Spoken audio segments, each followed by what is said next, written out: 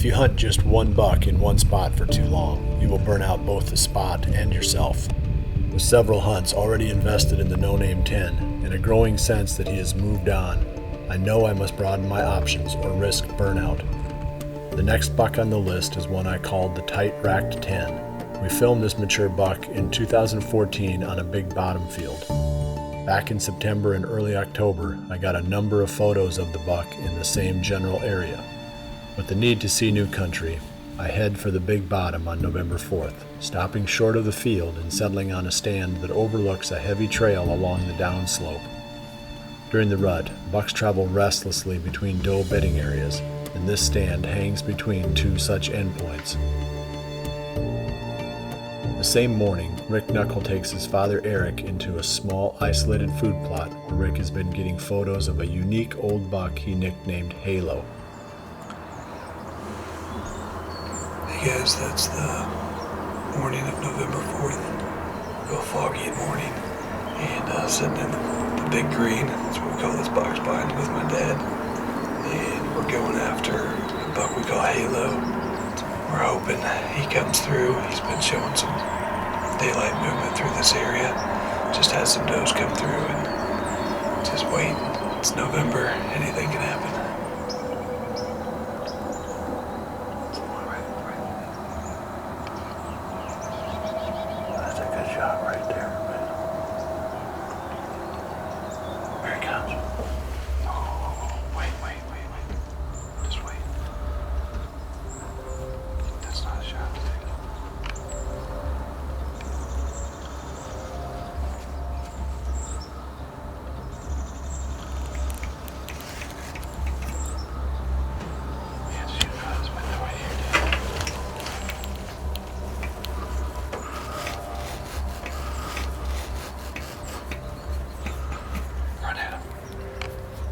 Mark.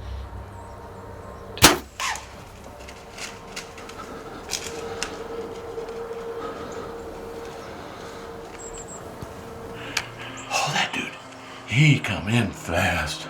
I mean, there's a blind spot over there. Wow. That's him. Oh, Halo. Oh, I think I put it in there. It was sticking out though, wasn't it? The arrow was sticking out when he ran. Perfect. That's good. We'll go up and look at it on the big screen. Bam. Our stand's probably maybe 50 yards down here to the left, behind them evergreens. And this is the food plot, or the plot screen that I was talking about.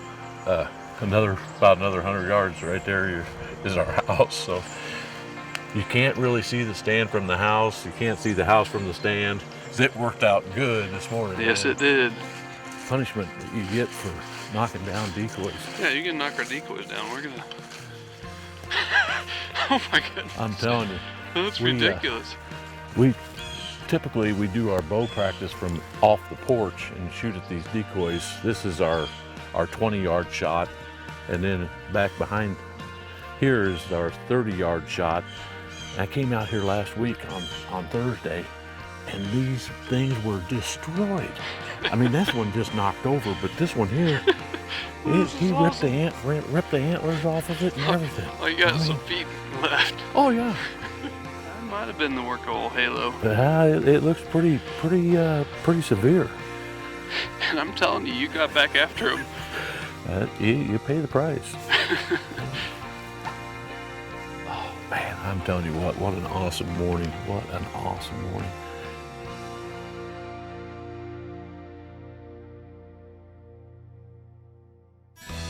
The Knochels use plot screen from frigid forage to create a barrier between their house and the food plot they're hunting. The plants in the mix grow tall and thick, creating a virtual wall. This makes the deer feel more comfortable using the plot during daylight. I shoot a 5-pin fuse sight, which is sighted 20, 30, 40, 50, 60. And though I have never taken a 60-yard shot at a deer, I have taken shots in the 40 to 50, the 40-yard plus range. And having a smaller pin diameter that's really bright allows you to make precise shots even at these longer distances. The 13-inch Realtree Easy Hanger is the perfect size for bow hunters because at 13 inches, when it's folded up, it doesn't take up too much room in your pack. Yet, it's long enough that when you screw it into the tree, you can get your bow out away from the base of the tree and easy to grab. There's foam on there. Yes. There's foam. 2 nights ago, Joe and I, we were in pursuit of this deer, and he skirted us. He went around, right around our food plot and back out on the other side. So, that's pretty sweet. Yeah, sweet. Well, I got a phone call from the farmer that owns actually the fields that this kind of runs into. He said, "You guys trailing the deer?" I said, "Yeah, we're trailing the deer." He's working the field out there. You can still hear them.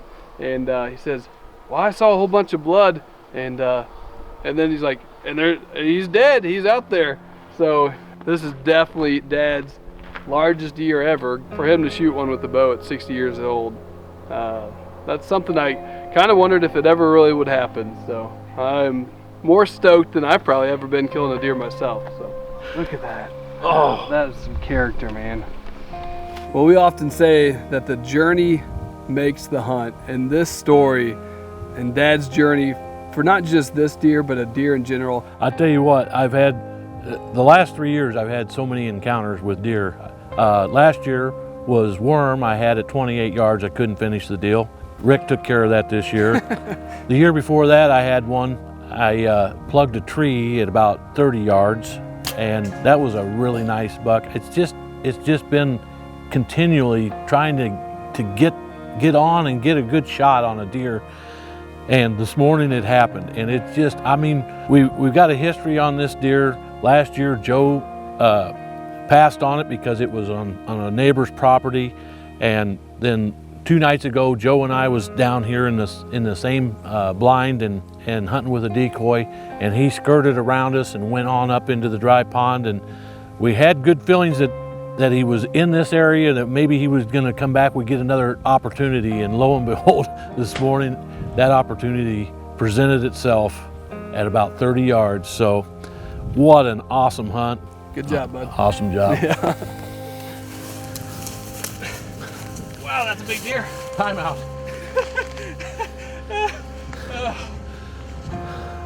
Gonna enjoy all of it.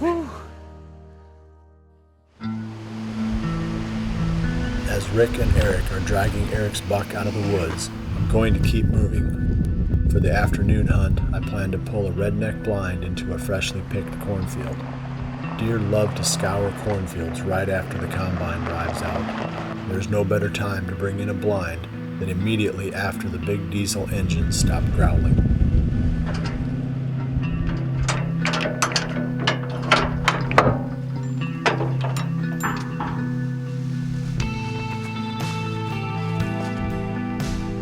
We're heading back into the redneck blind right now that's back on that freshly picked cornfield. We walked this creek to get back there.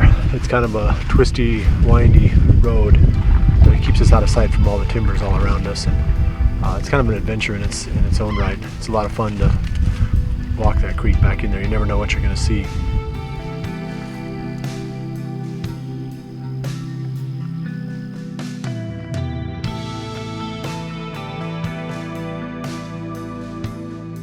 As I wait for the first wave of corn-hungry deer to arrive, 100 miles to the east, Jared and Mike are back after George Brett.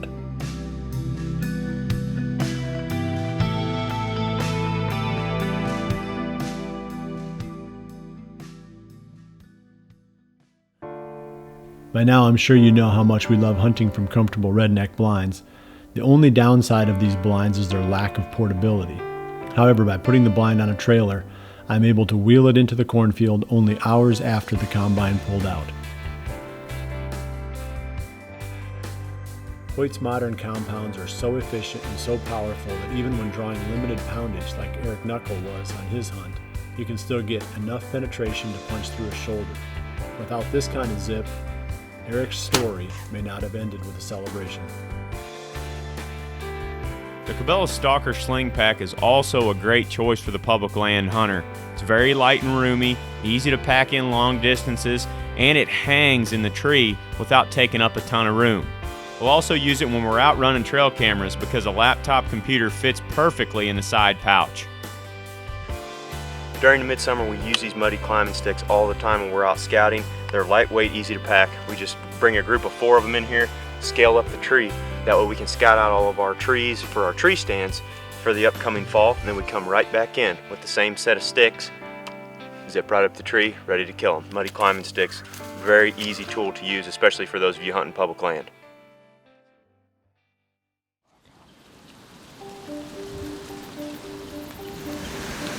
Well, it is the afternoon of November 4th, and Mike and I are just finally all set up in the tree.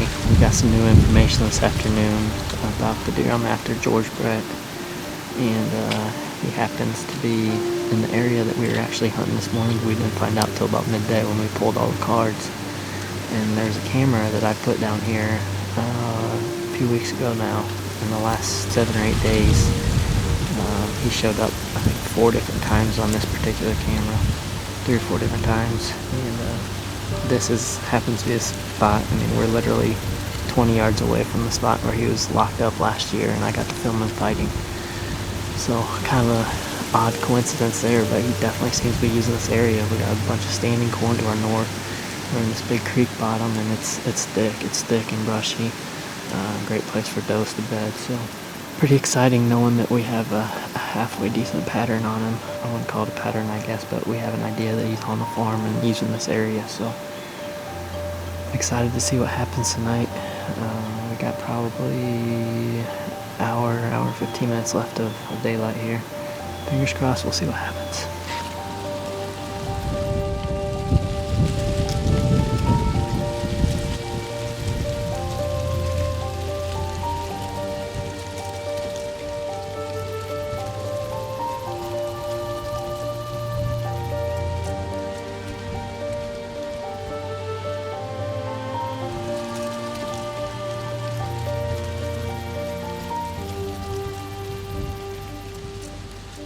Despite the rut and the great stand, Jared and Mike only saw a fawn and 2 small bucks.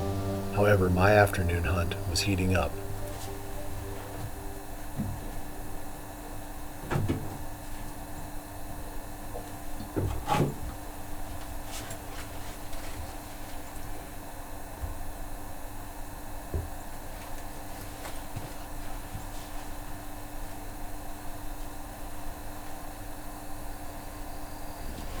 Well, we had some action here this evening. That one deer was probably a 4-year-old.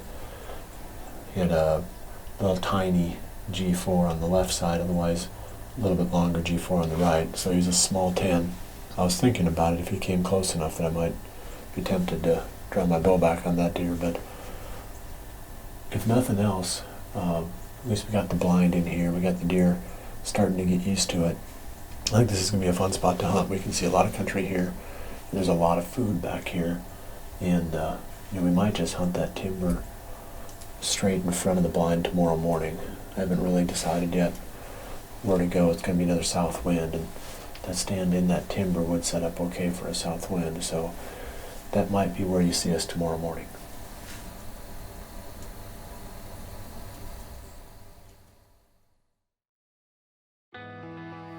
We had deer all around us this evening, but none of them so much as raised their noses. Filming hunts out of these redneck blinds, we need to keep at least one window open for the camera.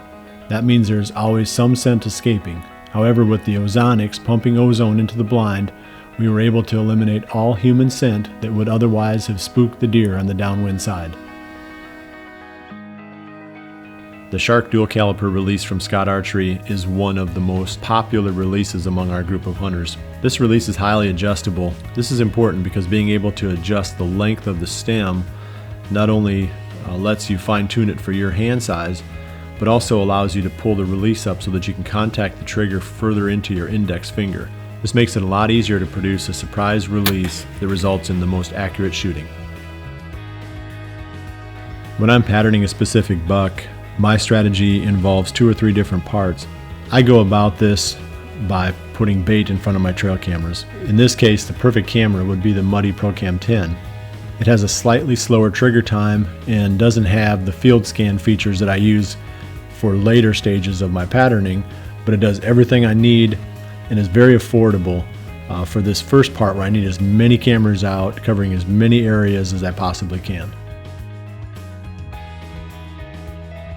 Trophy rock minerals play an important role for us in two ways. First, they supply the mineral needs of the deer on the properties that we hunt. But just as important to us as hunters is the fact that the deer are very attracted to these sites, which makes them the perfect locations to get summertime trail camera pictures and gives us a head start going into the season. November 5th was very warm. I decided to skip the hunt and wait until the next day when the forecast was considerably cooler. However, Jared and Mike were undaunted and headed for their stand.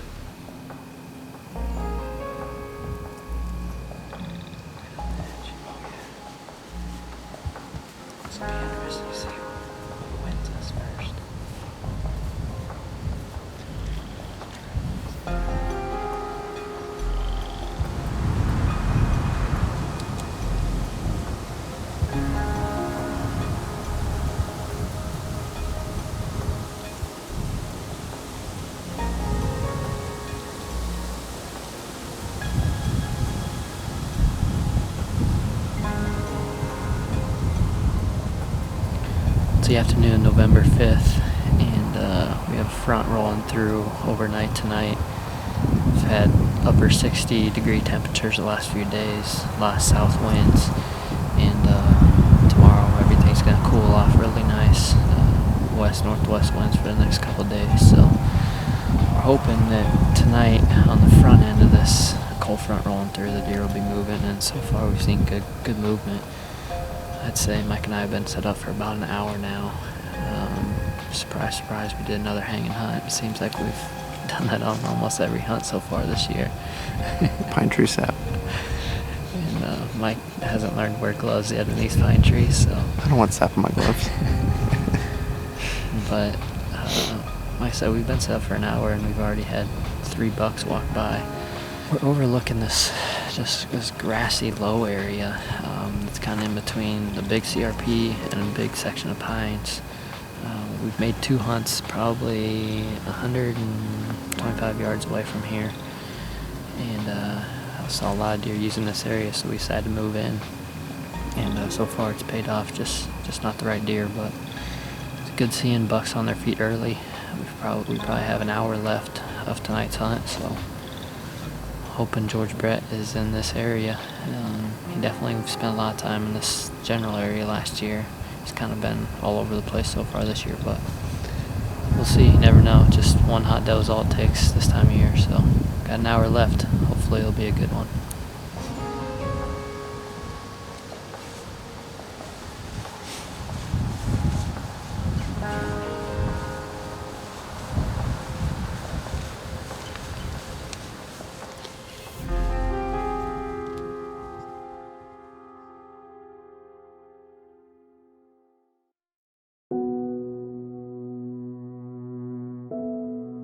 Warm weather stymies the action.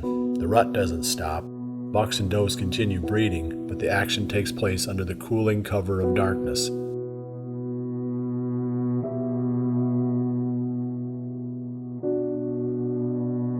With another cold front on the horizon, everyone is looking ahead. November 7th is historically the best day of the season. We are only 2 days out. The next week will likely contain at least 2 dynamite days. Now is the time to hunt our best stands. We are only days from knowing how this journey will end, either with dream realized or broken. We have been chasing November for months. We have finally caught it.